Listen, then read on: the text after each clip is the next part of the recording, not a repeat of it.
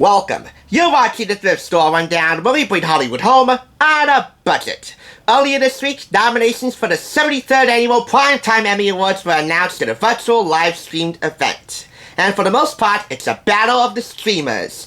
Newbies HBO Max and Paramount Plus are set to take on veterans Netflix and Hulu on September 19th. Who will dominate TV's biggest night? Of course, broadcast and cable networks also got a fair share of love too, which leads me to believe that no matter where you get your TV fix, I guess you could take a cue from Entertainment Weekly and curate your very own list of the 100 greatest TV shows of all time, including those that we might have to do a little more work or pay a little extra to actually binge.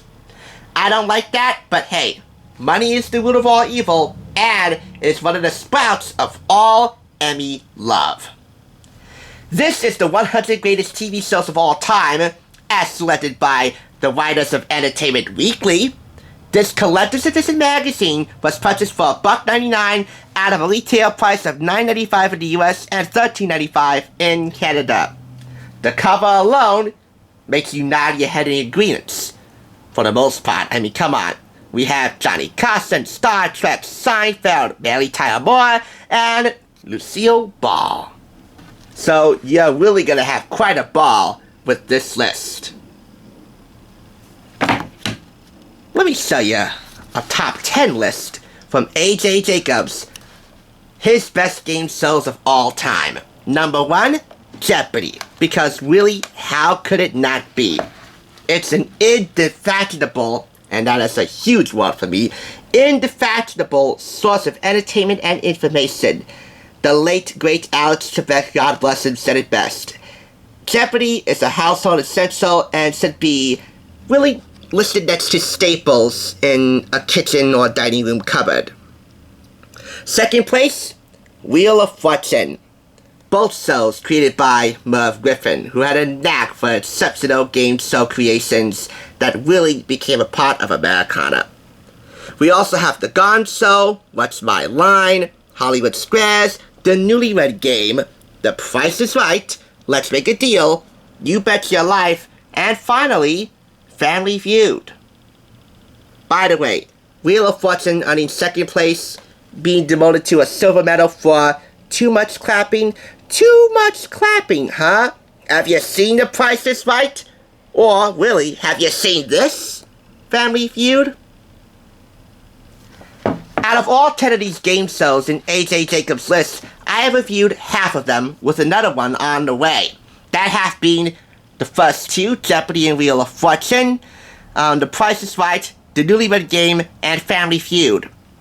The other one coming up would be Let's Make a Deal, ranked at number 8, because I actually own not only the Pressman Home Game Edition, but I also own the Electronic Edition, which actually is a relic from my childhood. I can't wait to show you both of those versions of Let's Make a Deal in the future, so be on the lookout for those. The home game from Pressman was purchased from the thrift shop, and the electronic game was purchased off of eBay. As for the rest of the shows, well, they all follow a format that goes a little something like this. Here in Just the Facts. For example, in the Guilty Pleasure section, we have Melrose Place. Don't ask me why I'm singling out Melrose Place. I just am. Hello, Hedda Locklear, ring a bell? Anyway, these are just the facts for Melrose Place. The first few stats are the same for every TV show highlighted here. How many years they were on the air, their top Nielsen charting, their top rankings in the Nielsen ratings, because really it's all the Nielsen family to determine a show's popularity. How many Emmys it's won or nominations. For Melrose Place, 0. For 90210, by the way, Melrose Place being a 90210 spinoff, but for 90210, only 1 nomination, Milton Berle, for being a special guest star on the program. Aside from these top stats, the rest of the stats here differ from show to show, and they are articulating and informative all at the same time. From cast and crew to set design, action, visual effects, photography, anything you can think of when it comes to making a guilty pleasure like Melrose Place, or, for example, a mainstay in American pop culture like MASH, or Roseanne, or The Simpsons, or Friends, or Ozzie and Harriet, just to name a few. The table of contents will give you the full list. And there are no honorable mentions here. All 100 greatest TV shows of all time are featured in the table of contents, and that includes the top 20 here, and I'll show you that right now. These are the top 20 shows ranked by EW, Mary Tyler Moore being number 1. So you might disagree with this list, but hey, this is Entertainment Weekly for you. For the most part, they might be in agreement with their fans, and they might not. So if you have this already, and you'd like to curate your own 100 greatest TV shows of all time, let me know by submitting a video to my Gmail account, and I will feature it as a companion video to this. Or you can select your own top 20 from this list or from the other lists here in these chapters: game shows, comedies, dramas, miniseries, talk variety, and guilty pleasures. You can do that in the comments below. There's not much more to say here on the back other than it's definitely a list that you'll definitely be debating with or agreeing with.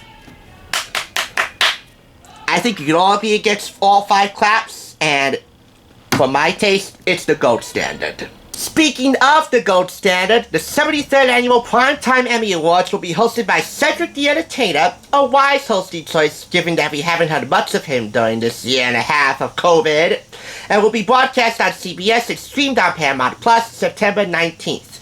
During that time, if you feel like you need a break from all the stress wondering if your favorite shows, actors, or actresses won or lost, then you can head back on to TSR for my review of The Best in Television, 50 Years of Emmys. This is the official, definitive look at a half a century of television's most prestigious award, created with the full endorsement and cooperation of the Academy of Television's Arts and Sciences. So definitely check back for that, September 19th, the night of the Emmys. And really, given the endless avenues of binge-watching TV and the amount of quality put into each show, hey, Old Blue Eyes said it best. The best is yet to come. In every which way but loose. Thanks for watching, and I'll catch you on the thrift side. Stay golden, my friends.